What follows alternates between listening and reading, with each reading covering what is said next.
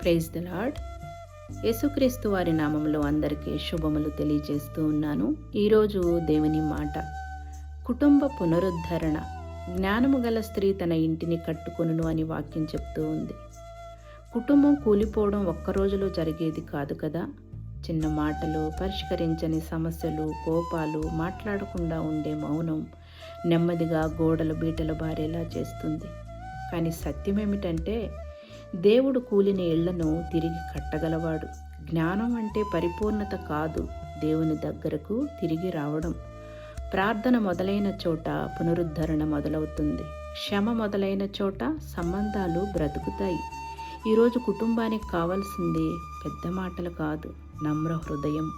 నిందలు కాదు, ప్రార్థించే మోకాళ్ళు. దేవుని జ్ఞానం మన ఇళ్లల్లో ప్రవేశిస్తే విరిగిన బంధాలు బలపడతాయి, సంబంధాలు కట్టబడతాయి, గాయపడిన హృదయాలు స్వస్థత పొందుతాయి. కుటుంబం ఒక సాక్ష్యంగా మారుతుంది. జ్ఞానం అంటే గొప్ప విద్య కాదు కదా, దేవుని భయంతో జీవించడమే నిజమైన జ్ఞానం. ఇదే మన దేవుని మాట. చిన్న ప్రార్థన చేసుకుందాము. తండ్రి, దేవా, మా కుటుంబాలను నీ జ్ఞానంతో ప్రభువా మీరు కట్టుచూ ఉన్నందుకు వందనాలయ్యా.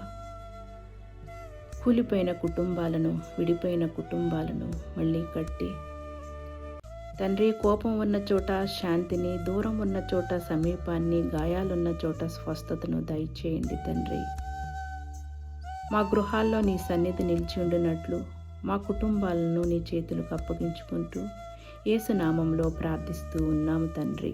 ఆమేన్.